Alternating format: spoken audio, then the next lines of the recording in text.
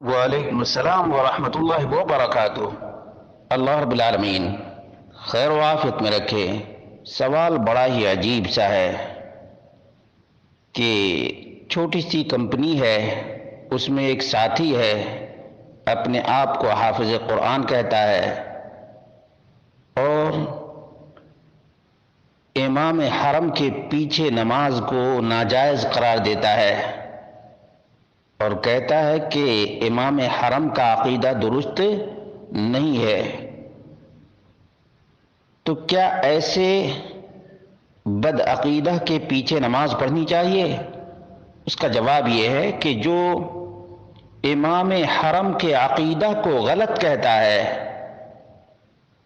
وہ دراصل خود ہی سیء العقیدہ ہے، فاسد العقیدہ ہے، مردہ فروش ہے، قبر پرست ہے، مردوں کی دہائی دینے والا اور قبروں سے فیوز اور برکات حاصل کرنے والا ہے۔ ایسے سیء العقیدہ اور بد عقیدہ کے پیچھے نماز نہیں ہوگی۔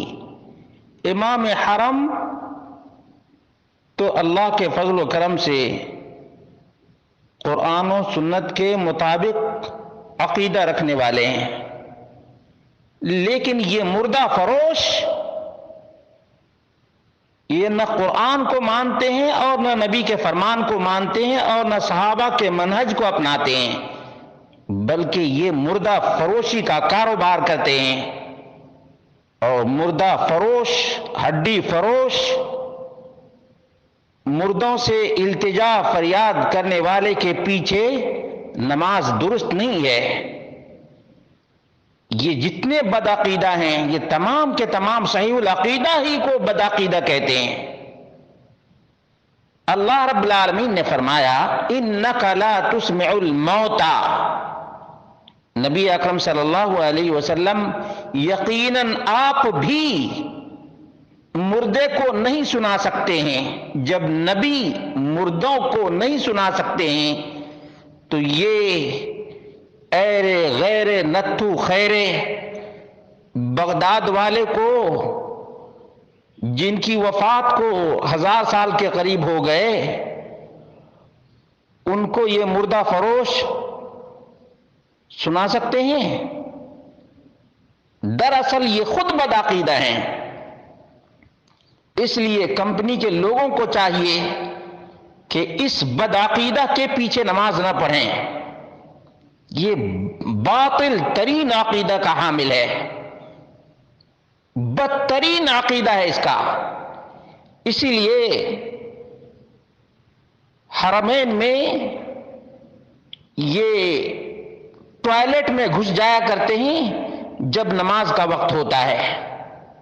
اتنے بد عقیدہ، اتنے فاسد العقیدہ ہیں کہ ان کو ائمہ حرم کے پیچھے حرمین میں نماز تک نصیب نہیں ہے۔ اور ایسے ہی بدعقیدہ لوگ مدینہ میں آئے